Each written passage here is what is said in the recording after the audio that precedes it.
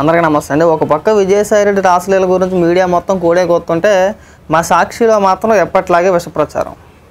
మళ్ళీ చంద్రబాబు నాయుడు గారి పైన బురద జల్లే ప్రయత్నం అన్నమాట. చంద్రబాబు నాయుడు గారు అంట సిపిఎస్ రద్దు, నేను సిపిఎస్ రద్దు చేస్తానని చెప్పేసి ఇప్పుడు జీపీఎస్ అమల్లోకి తీసుకొచ్చారంట. మా సాక్షి యాంకర్ ఈశ్వర్ గారు చెప్పే మాట్లాడి 5 ఏళ్ళు సాక్షి చేసింది అదే.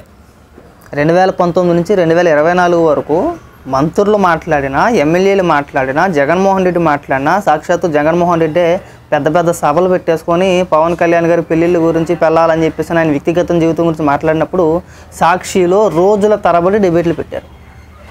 రోజుల తరబడి.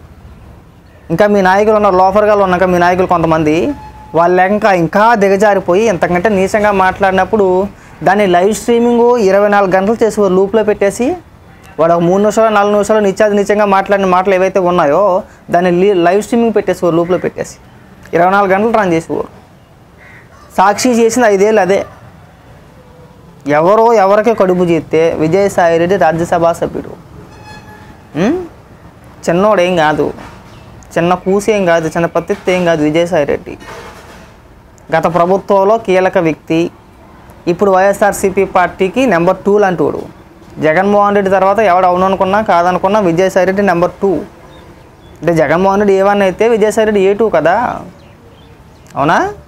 ఒక రాజ్యసభ ఎంపీ మీద ఎలిగేషన్ వచ్చినప్పుడు చేసిన వ్యక్తి ఎవరో? ఆమె భర్త.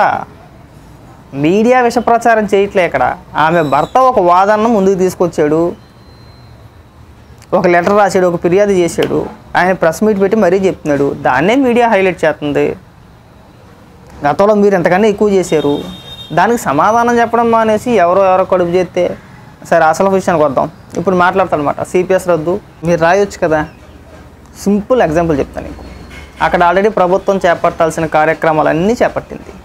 ప్రభుత్వం చేయాల్సిందల్లా అక్కడ చేస్తుంది ఆల్రెడీ ప్రభుత్వం, అవునా? మరి జగన్మోహన్ రెడ్డి ఎందుకు వెళ్ళి పరామర్శించలేదు?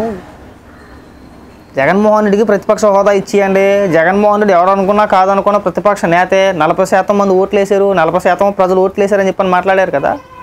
మరి జగన్మోహన్ రెడ్డి వెళ్ళి ఆ బాధిత కుటుంబాన్ని పరామర్శించి తోచిన సహాయం, ప్రభుత్వం తరపు నుంచి చేయాల్సిన సహాయం ఎలాగే చేస్తారో మీ పార్టీ తరపు నుంచి జగన్మోహన్ రెడ్డి పావలా బిల్ల అయినా సరే వెళ్ళి పరామర్శించి అమ్మ ఇగో ఒక 5 లక్షలు ఉంచండి, మీకు జరిగింది అన్యాయమే, ప్రభుత్వం తరపు నుంచి కూడా మీకు నష్టపరిహారం రావాలి, ప్రభుత్వం కూడా మీకు ఎంతో కొంత డబ్బులు ఇవ్వాలి, మీకు న్యాయం జరిగే విధంగా నేను ఉంటాను, నేను అండగా ఉంటాను చెప్పి ఎందుకు చెప్పలేకపోతున్నాడు? ఎందుకు వెళ్ళిపోతున్నాడు? బెంగళూరు ఎందుకు పారిపోయాడు?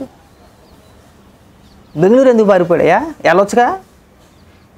అలాంటి వాటికి వెళ్ళడం, అలాంటి ప్రస్తావన తీసుకురాడు.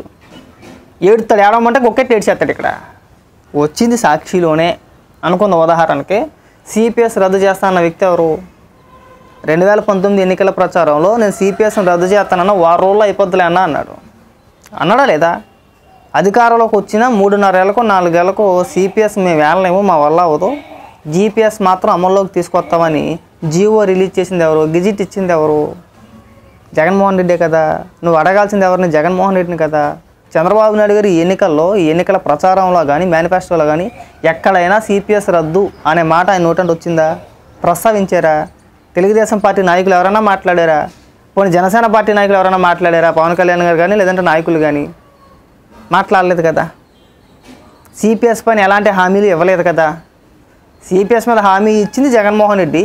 సిపిఎస్ నేను ఏళ్ళలేను, జీపీఎస్ ఇస్తానని చెప్పేసింది జగన్మోహన్ రెడ్డి. జీవో తీసుకొచ్చింది జగన్మోహన్ రెడ్డి. మరి ఎవరికి పాఠాలు చెప్తున్నావు నువ్వు? మీకు 151 స్థానాల నుంచి 11 స్థానాలకు మీరు పడిపోయినా సరే ఇంకా మీ బుద్ధి మారకపోతే ఎలాగా? నువ్వు జర్నలిస్ట్వే కదా, వారం బొగ్గడు అయితే కాదు కదా. నీకు ఆ మాత్రం మినిమం సబ్జెక్ట్ ఉంటుంది కదా, మినిమం నాలెడ్జ్ ఉంటుందా?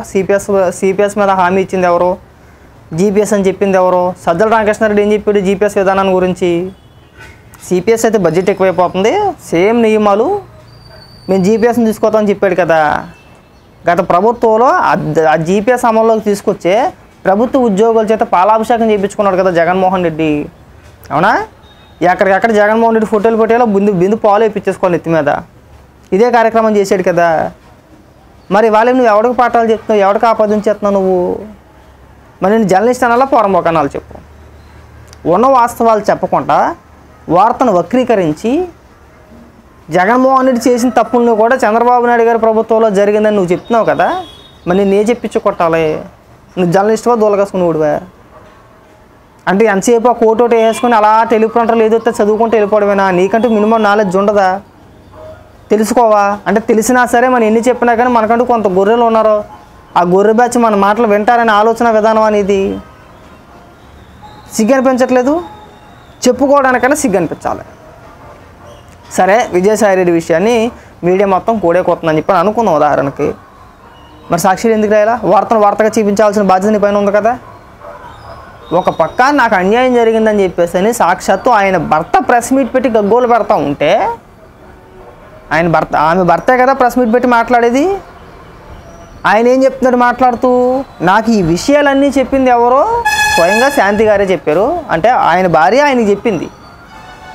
ఆయన భార్య ఆయనకి చెప్పిన విషయాలనే మీడియా ముందు ఉంచుతున్నాడు ఆయన. విజయసాయిరెడ్డి గారితో నాకు అక్రమ సంబంధం ఉందని చెప్పేసి ఆవిడే చెప్పింది. సో ఒక బిడ్డను కనాలనుకున్నాడు. ఆయనకు కూతురులే తప్ప కొడుకులు లేరు, ఆ కూతురు కూడా అడాప్టెడ్ కూతురు అని చెప్పేసి ఆయనతో చెప్పిందని ఆయనే మీడియా ముందుకు వచ్చి మాట్లాడుతుంటే మీరు మళ్ళీ మీడియా పైన ఎడుతారు ఎందుకు? దానికి తెలుగుదేశం పార్టీకి ఏంటి సంబంధం? దానికి ప్రభుత్వానికి ఏంటి సంబంధం?